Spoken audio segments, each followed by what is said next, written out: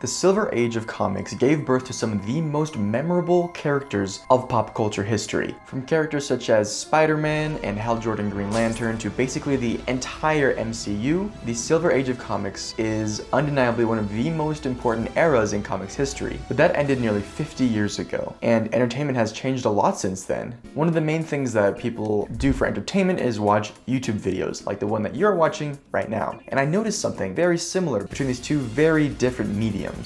I was listening to the Editing podcast. They had a special guest, Renee Ritchie, who said something very interesting in regards to YouTube storytelling structure. The story structure almost inverts, where the first act can't just be an introduction. The first act has to be a reward, because a thumbnail makes a promise, and the video has to deliver on it. And if the delivery is at the end, there's no way you're gonna see that. It has to at least deliver something in the beginning.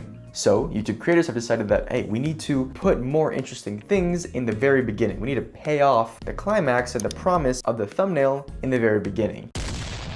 We saw things like this happen with clickbaiting back in the day. People have learned that that doesn't quite work, and so they need to do something different with the way that they tell their stories. And this connects with Silver Age comic books for one main reason. That's exactly what Silver Age comics were doing. The Silver Age spanned the years of around 1954 to 1970, and especially in the 60s, a lot of comic books were doing that exact same thing.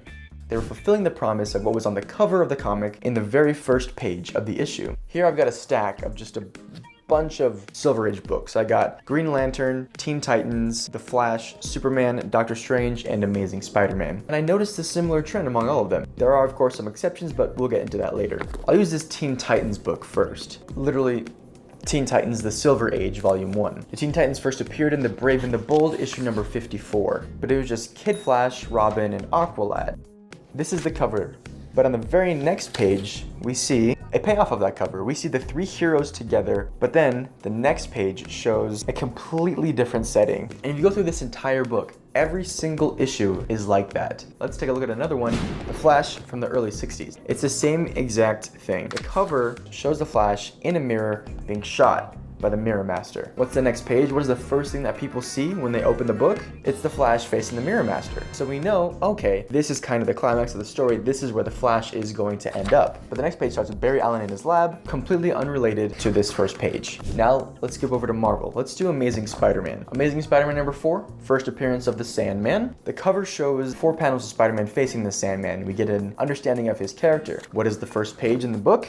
It's Spidey punching the Sandman. But the second page, or the real first page of the story, not the introduction, there's no Sandman on the entire page. But there's one story in this volume that I want to point out. It's Amazing Spider-Man issue number 10 with the Enforcers. Right after that image, the caption says, okay, if you've read this far, we figure you're hooked. There's no turning back now, so hold on to your hats. Here goes one of the most exciting super adventures you've ever read. Stan Lee is literally saying, yeah, if you've made it this far, you're hooked. That was the point of that first page, was to hook you and make you feel like, oh, well, you have to know what happens next. And this shows us that the creators knew what they were doing. They needed to hook the audience with the fulfillment of the promise that they saw on the cover of the comic. If you think about it, a comic book cover is really just like a thumbnail of a YouTube video. It's got flashy images and text and everything, all trying to get you to buy it, read it, or watch it. Because, you know, back in the day, there were so many comic books on the stands. They were fighting for attention. Same with YouTube videos. There are millions of channels and millions of videos uploaded every single day. These are just a few examples. Like this is a minute amount of comics that came out in the Silver Age that use this technique. The one that people are still using today with YouTube videos. Now, of course, there are some exceptions. One of the most notable ones I saw was actually Jack Kirby, who every once in a while he would use that. He'd use a big image, or with team books, they would have the first page be the entire team of superheroes. But things started to change as the 60s went on, and they went from having an image that is the climax of the issue to actually being the start of the story in a more interesting way. One example is actually Teen Titans number 14. The cover shows the Teen Titans telling Robin to quit, and he's walking through a cemetery for some reason. The first page shows him doing the same thing, walking through a cemetery. But as you move on, it doesn't go back in time. It doesn't go, well, let's go back, let's see what happened, how did we get here? Instead, it continues from that point. And that's a trend that comics started to go in at the time. They said, why are we wasting this page trying to hook people when we have an interesting hook that leads organically into the story? So that was a trend in the Silver Age comics that I noticed that really parallels the entertainment options of today, especially YouTube videos. And you may be wondering, okay, you talked about the Silver Age, you talked about the Bronze Age. That's after 1970, by the way. But what about the Golden Age? What did they do in comics before the Silver Age? Well, they kind of did the same thing, but it was different. A lot of the books back in the 40s were anthology books, so they had a very limited number of pages in order to tell their stories.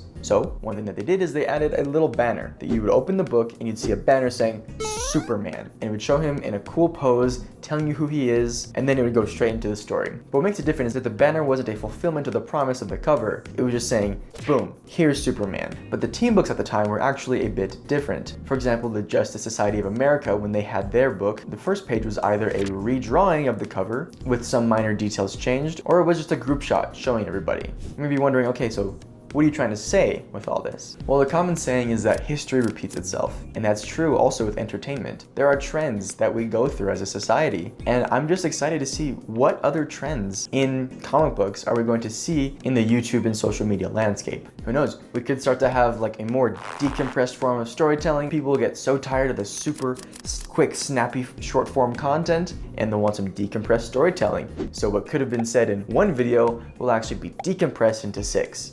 Not likely. I know we are facing a pandemic of people with outrageously short attention spans, but who knows? It could happen.